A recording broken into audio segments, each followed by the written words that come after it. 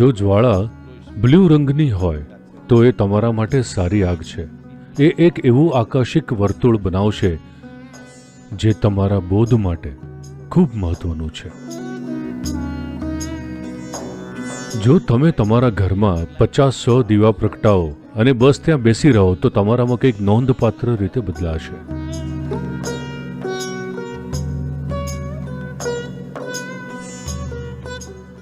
આવતીકાલે કે પરમ દિવસે દીપાવલી છે, દિવાળી છે. और दिवाली તમને સૌને દિવાળીની શુભેચ્છાઓ.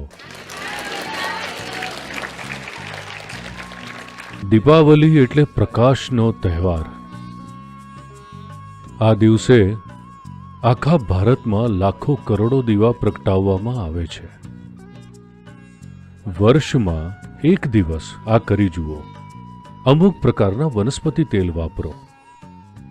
કયા પ્રકારનું તેલ વાપરવું એ કેમ ખબર પડે? જો તમે તલનું તેલ કે મગફળીનું તેલ કે દિવેલ વાપરો તો તેની આપોઆપ કાળજી લેવાઈ જાય છે. પણ જો એ તમને ન મળે તો તમે દીવો પ્રગટાવો ત્યારે કેવું તેલ વાપરવું જોઈએ? જેનો સ્મોકિંગ પોઈન્ટ ઊંચો હોય એવું તેલ વાપરવું જોઈએ. સ્મોકિંગ પોઈન્ટ તમે કેવી રીતે જાણી શકો? જો તેની જ્વાળા પીળી હોય તો એમાં કેટલો ભાગ બ્લુ છે ટોચ પર. જો બ્લુ ભાગ વધારે હોય તો એનો સ્મોકિંગ પોઈન્ટ ઊંચો છે, એ તમારા માટે સારી આગ છે. જો તમે એને પ્રગટાવો, હું આ ખાસ કરીને એટલા માટે કહું છું કેમ કે પ્રાણીઓની ચરબી કે બીજી વસ્તુઓથી આવું નહીં થાય. એમાં બસ પીળી જ્વાળા જ હશે. પણ જો તમે વનસ્પતિ તેલ વાપરો તો એનો સ્મોકિંગ પોઈન્ટ ખૂબ ઊંચો હોય છે. તો જો તમે તમારા ઘરમાં ધારો કે 50-100 દીવા પ્રગટાવો અને બસ ત્યાં બેસી રહો તો તમે જોશો કે તમારામાં કંઈક નોંધપાત્ર રીતે બદલાશે. તમે ઇલેક્ટ્રિક લાઇટ બંધ કરી દો અને બસ તેલના દીવા રાખો. તમે જોશો કે એનાથી ઘણો મોટો ફરક પડશે. આ જાણીને કે શિયાળાની શરૂઆત પહેલા તમને થોડી આગની જરૂર પડે છે, નહીતર ઉત્ક્રાંતિની સ્મૃતિ તમને નીચે ખેંચવાનો પ્રયત્ન કરે છે. જો તમે જાગૃત રીતે તમારું જીવન ધીમું કરો તો કોઈ વાંધો નથી. પણ જો તમને કોઈ બીજી વસ્તુ જબરજસ્તી નીચે ખેંચી રહી હોય તો એ સારું નથી, કેમ કે એ નિરાશાજનક જીવન તરફ દોરી જશે. એક જાગૃત રીતે શાંત થયેલું જીવન નહીં. still life. એક જાગૃત સ્થિરતા સરસ વાત છે, પણ નિરાશા સારી વસ્તુ નથી. પછી શારીરિક રીતે કે માનસિક રીતે તમે થોડા નિરાશ છો, એ કાંઈ સારી સ્થિતિ નથી. એ તમારા જીવનને ટેકો નથી આપતી. શારીરિક અને માનસિક પ્લેટફોર્મ તમારા જીવનને ટેકો આપવા જોઈએ. જો તે આવા થઈ જાય થોડા, તો શારીરિક રીતે તમે અસ્વસ્થ છો. તરત જ મન શરીર સાથે સહમત થવાનો પ્રયત્ન કરે છે અને કહે છે, હું શા માટે જીવું છું? શું એ ખરેખર જરૂરી છે? To be or not to be. તમે એ પ્રશ્ન સ્પષ્ટ રીતે પૂછો કે ના પૂછો, એ આવે છે કે નહીં? Hello? જ્યારે પણ આગળનું પગલું ભરવું કોઈ કારણસર બોજારૂપ લાગે, કારણ ગમે તે હોય, અચાનક પ્રશ્ન ઊભો થાય છે, હોવું કે ન હોવું?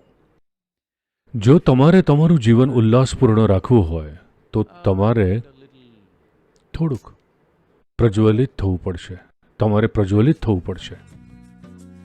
તો દિવાળી એ પ્રયાસ છે જ્યારે આ ગ્રહ પર જીવન ઓછામાં ઓછું ઉત્તર ગોળાર્ધમાં શીત નિંદ્રા તરફ જઈ રહ્યું હોય ત્યારે આપણે ઘણી રીતે તેને પ્રજ્વલિત કરવાનો પ્રયત્ન કરીએ છીએ. આવતા મહિનાથી આખો એક મહિનો લોકો તેમના ઘરમાં ઘણા બધા દીવા પ્રગટાવે છે જેથી ઉલ્લાસ જળવાઈ રહે.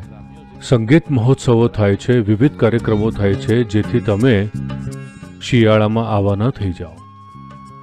Like this in winter. જો તમે એવા હોય કે આખું વર્ષ, હું કહું છું કે જો તમે હંમેશા કોઈ બીજા કારણસર આવા હોવ તો તમને ઊંઘાડી દે એવા ડ્રિંક્સની અસરમાં છો.